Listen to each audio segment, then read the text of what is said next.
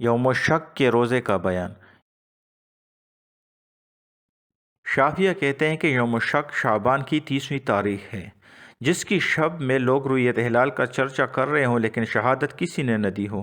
یا ایسے شخص نے شہادت دی ہو جس کی بات قابل اعتبار نہیں، مثلا عورت یا بچہ، تو اس دن روزہ رکھنا حرام ہے،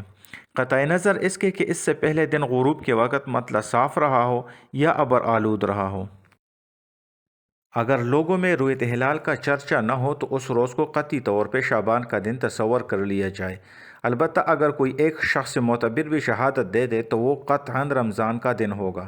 اس دن کے روزے کی حرمت سے وہ صورت مستثنیٰ ہوگی جبکہ کوئی سبب اس دن کے روزے کا متقاضی ہو، مثلا نذر کا روزہ یا قضاء کا روزہ یا عادت والے دن کا روزہ۔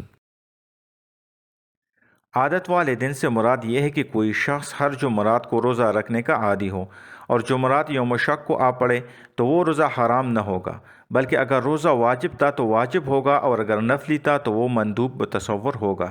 اگر شک کے دن افطار کر لیا اور پھر معلوم ہوا کہ وہ دن رمضان کا تھا تو لازم ہے کہ اس دن کے باقی حصہ میں نواقض صوم سے باز رہا جائے اور ماہ رمضان گزر جانے پر اس کی قضا فوراً رکھی جائے۔ اگر یوم شک کو اس نیت سے روزہ رکھا کہ وہ رمضان کا روزہ ہے اور پھر یہ پتہ چلا کہ وہ دن شعبان کا تھا تو وہ روزہ سرے سے صحیح نہیں ہوگا، اس لیے کہ اس کی نیت نہیں کی گئی تھی۔ ہاں اگر یہ معلوم ہوا کہ وہ دن رمضان کا تھا تو دیکھنا چاہیے کہ اگر وہ روزہ ایسے شخص کی بات کو سچ ماننے کی بنیاد پر رکھا تھا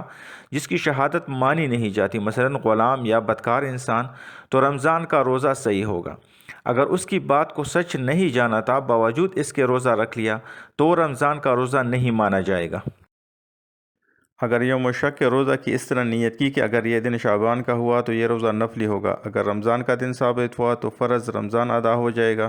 ایسی صورت میں اگر معلوم ہوا کہ وہ دن شعبان کا تھا تب تو روزہ نفلی ہو جائے گا، لیکن اگر معلوم ہوا کہ وہ دن رمضان کا تھا تو نہ وہ فرض روزہ ہوگا اور نہ نفلی ہوگا۔